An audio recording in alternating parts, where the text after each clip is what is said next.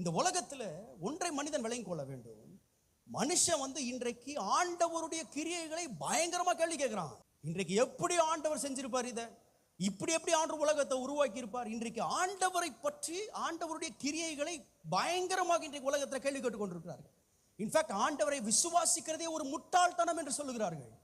ஆனால் ஒன்று மாத்திரம் உண்மை, இவ்வளோ மனுஷன் பேசுறானே, கர்த்தருடைய கிரியைகளை கேள்வி கேட்கிறானே, உண்மை என்ன தெரியுமா? கர்த்தர் செய்த கிரியைகளில் ஒன்றை கூட அவனால் செய்ய முடியாது. இந்த வானம் இப்படிலாம் வரலங்க, இந்த சூரியன் இப்படிலாம் வரல, சந்திரன் இப்படிதான் வந்துச்சு, கடவுள்லாம் உண்டாக்கல. அப்ப ஒன்னால் உண்டாக்க முடியுமா? பேசலாம்.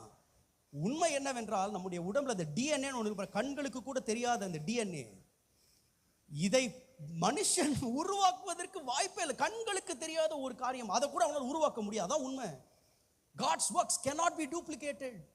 அவருடைய ஒரு மூச்சு போதுங்க மனுஷனை ஜீவாத்மாவாய் மாற்றுவதற்கு. ஆண்டவருடைய ஒரு மூச்சு போதும். அதை மனிதனால் அவன் செய்ய முடியுமா? முடியாது. God's works cannot be duplicated.